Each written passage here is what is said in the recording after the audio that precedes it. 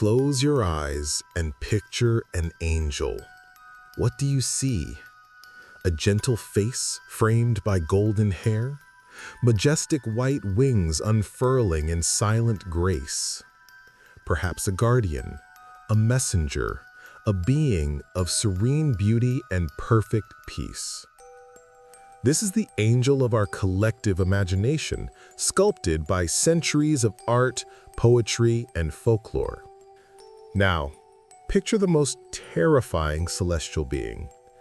Instantly, another name surfaces from the abyss: Lucifer, Satan, the fallen one, the embodiment of cosmic evil, the great adversary cloaked in shadow and fire.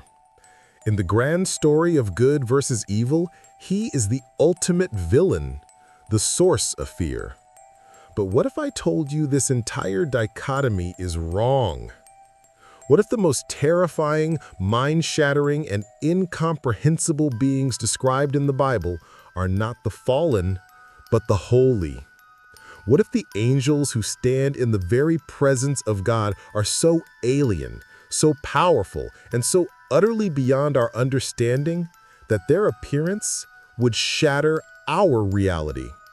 Forget the gentle figures in white robes. The Bible itself, in the visions of its most profound prophets, paints a picture not of gentle guardians, but of creatures of fire and lightning, of impossible geometry and 1,000 unblinking eyes. These are the beings who serve at the throne of the Almighty. Today, we journey past the comfortable myths and into the raw, unfiltered visions of the Scriptures. We will uncover the true forms of the Cherubim, the Seraphim, and the Ophanim. This isn't a story about demonic horror, it's about something far more potent: the terrifying, awesome nature of pure holiness. And by the end, you will understand why Lucifer, for all his malice, is not the angel you should be most afraid of. Before we can see what the prophets saw, we have to understand a critical phenomenon: why our modern image of angels is so vastly different from the biblical source material. The angels we know today are largely a product of human interpretation, not divine revelation. They are, in a sense, angels made in our image. The early Christian church was cautious about depicting heavenly beings, fearing it could lead to idolatry.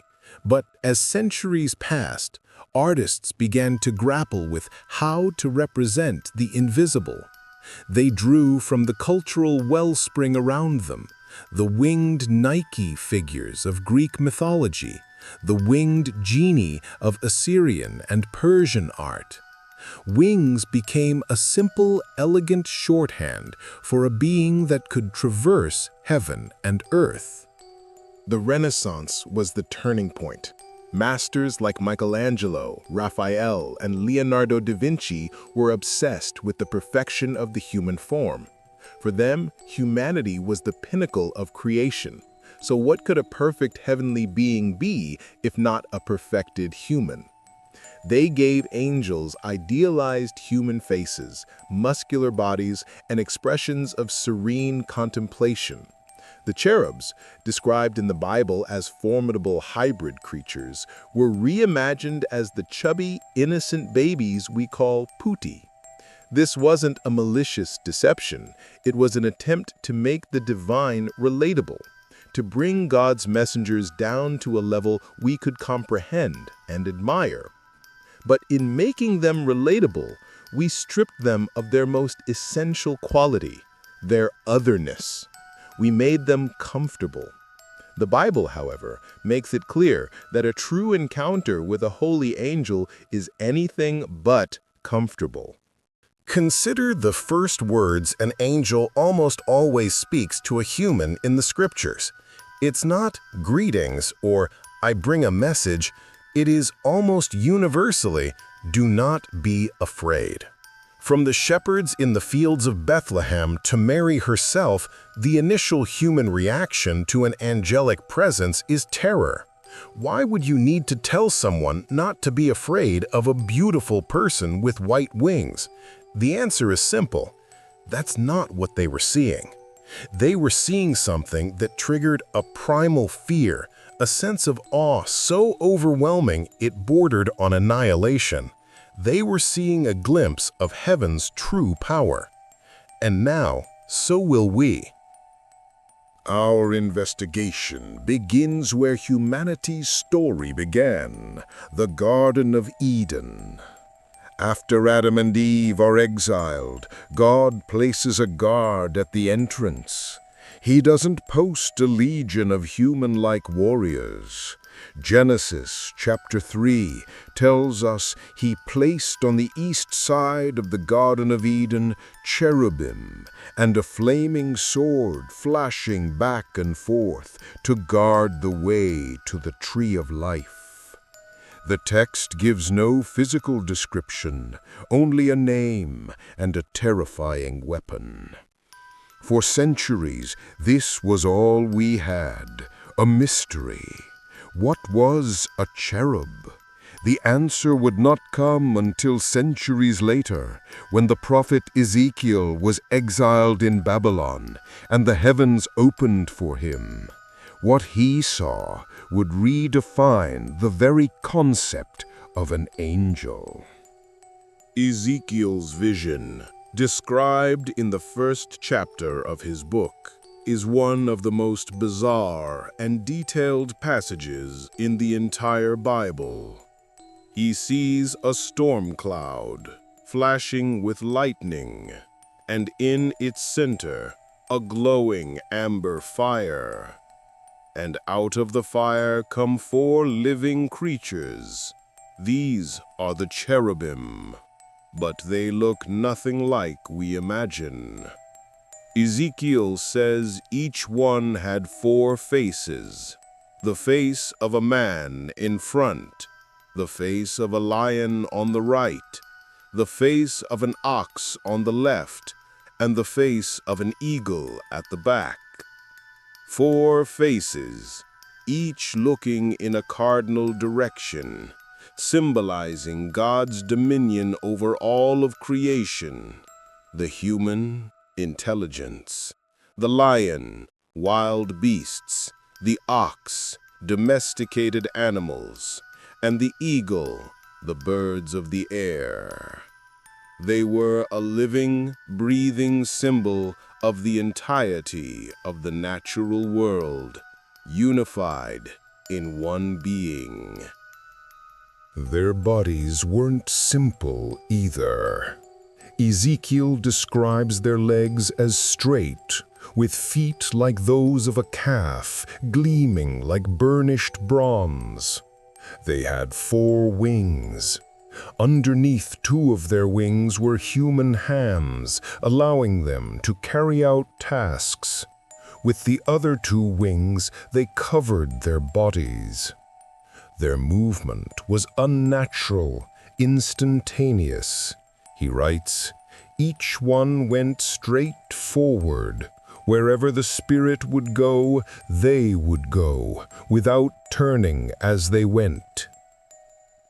They moved like lightning, with the unity and precision of a single being, and fire was at their core.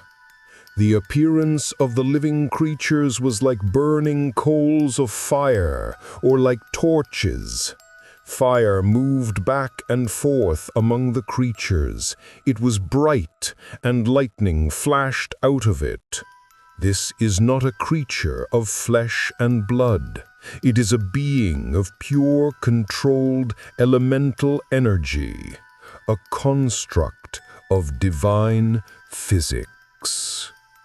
The cherubim are not meant to be comforting. They are guardians of sacred space. Their form follows their function. Their 4 faces represent total vigilance. Their lightning-fast movement represents inescapable divine judgment. The flaming sword from Genesis now makes sense. It is wielded by a being that is itself a storm of fire and light. They are a living barrier between the profane and the holy, a physical manifestation of the statement, "You cannot proceed further." Their terror is the terror of absolute, unbreachable authority. They are the bouncers at the gates of heaven, and their appearance alone is enough to turn any soul back. If the cherubim are the guardians at the gate, the seraphim are the courtiers of the throne room itself. Their one and only appearance in the Bible occurs in Isaiah chapter 6, and it is perhaps the most awe-inspiring scene of divine worship ever recorded. The prophet Isaiah is given a vision of the temple of the Lord, but it is not the stone temple in Jerusalem. It is the heavenly temple. He sees the Lord, high and exalted, seated on a throne, and the train of his robe filled the temple. The sheer presence of God makes the doorposts and thresholds shake. The entire structure is filled with smoke. And in this overwhelming environment, Isaiah sees the seraphim. The very name seraphim is a clue. In Hebrew, the root word seraph means to burn or fiery. They are, quite literally, the burning ones. This isn't just a metaphor for their passion. It is likely a description of their physical appearance. They are beings of pure, holy fire. Isaiah describes them flying above the throne, and each one had 6 wings. The use of their wings is profoundly symbolic. With 2 wings they covered their faces, with 2 they covered their feet, and with 2 they were flying. Think about that. In the direct presence of God, these magnificent, fiery beings use 2/3 of their very essence, not for action, but for reverence. They cover their faces, because even they cannot gaze directly upon the full glory of the Almighty. They cover their feet, a sign of humility and unworthiness in the presence of the holy. Only with their remaining 2 wings do they fly, carrying out their sacred duty. And what is that duty? They are the lead choristers of heaven. Isaiah records their eternal call and response. And they were calling to one another, "Holy, holy, holy is the Lord Almighty. The whole earth is full of His glory." This cry is so powerful, so resonant with holiness, that the foundations of the temple shake. This is not a gentle hymn. This is a sound with physical, reality-altering force. It is the sound of pure holiness being declared, and creation itself trembling in response. The terror of the seraphim is proven by Isaiah's reaction. He doesn't marvel at their beauty. He is utterly undone. He cries out, "Woe to me! I am ruined, for I am a man of unclean lips, and I live among a people of unclean lips, and my eyes have seen the King, the Lord Almighty." In the presence of these burning ones and their God, all he can feel is his own impurity. The vision then takes a turn that is both terrifying and merciful.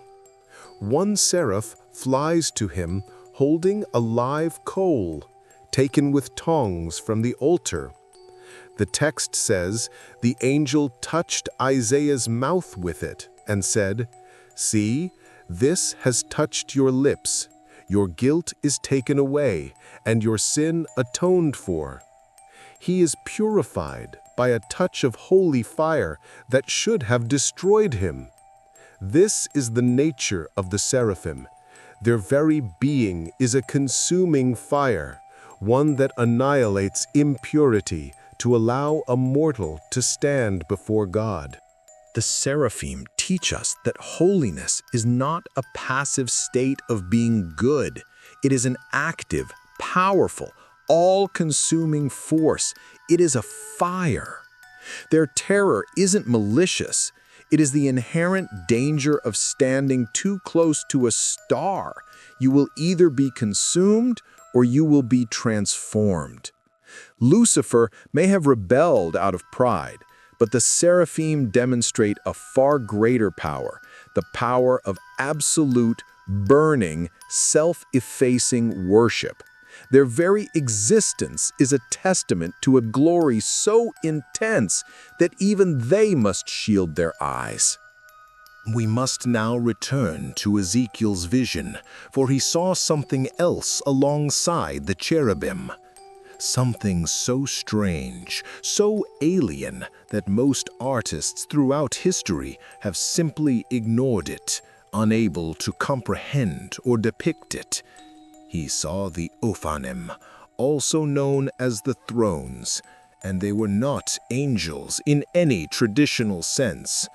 They were wheels.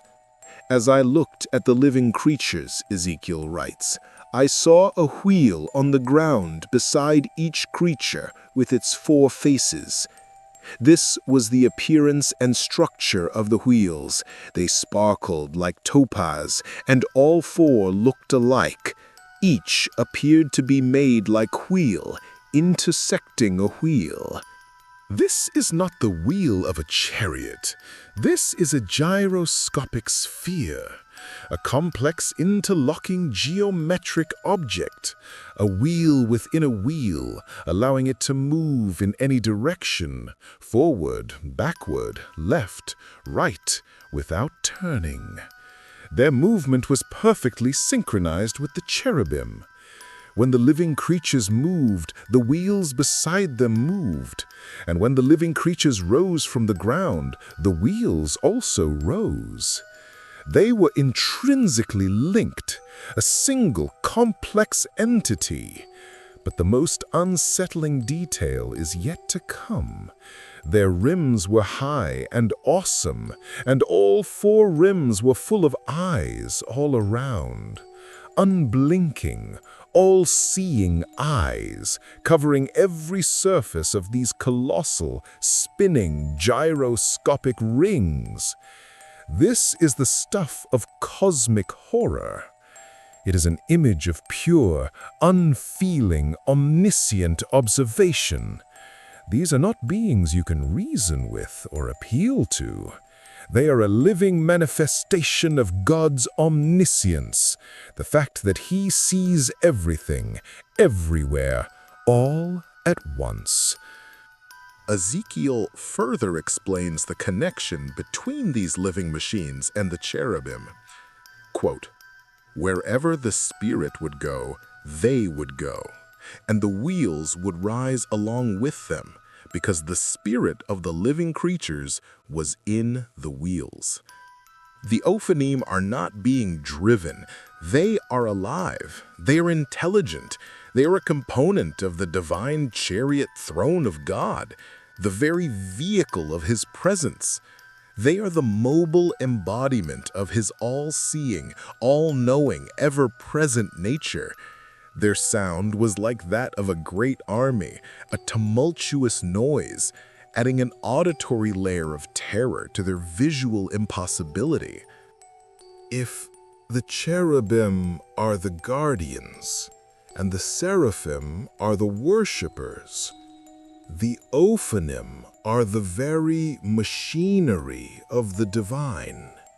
They represent a fundamental truth about God's nature, that it is as ordered as it is mysterious, as mathematical as it is alive. They are pure cosmic law in motion. Their terror is the terror of the sublime and the incomprehensible. It's the feeling of a physicist peering into the fundamental laws of the universe and realizing they are not just elegant equations, but a living, intelligent system. The Ophanim show us that the heavens contain not just beings, but living concepts, mobile thrones, and all-seeing wheels of fire. Compared to this, a fallen angel with horns and a pitchfork seems almost quaint, a comfortable fairy tale we tell ourselves to avoid contemplating the true, terrifying complexity of the divine. Cherubim, with their 4 faces and fiery core. Seraphim, the 6-winged beings of burning holiness. Ophanim, the gyroscopic wheels covered in countless eyes. This is the reality of the highest orders of angels, as described by the prophets who saw them. They are not gentle. They are not human. They are terrifying. But their terror is not born of evil, chaos, or rebellion. It is the terror of radical otherness. It is the natural response of a finite, fragile, carbon-based mind trying to process an infinite, eternal, spiritual reality.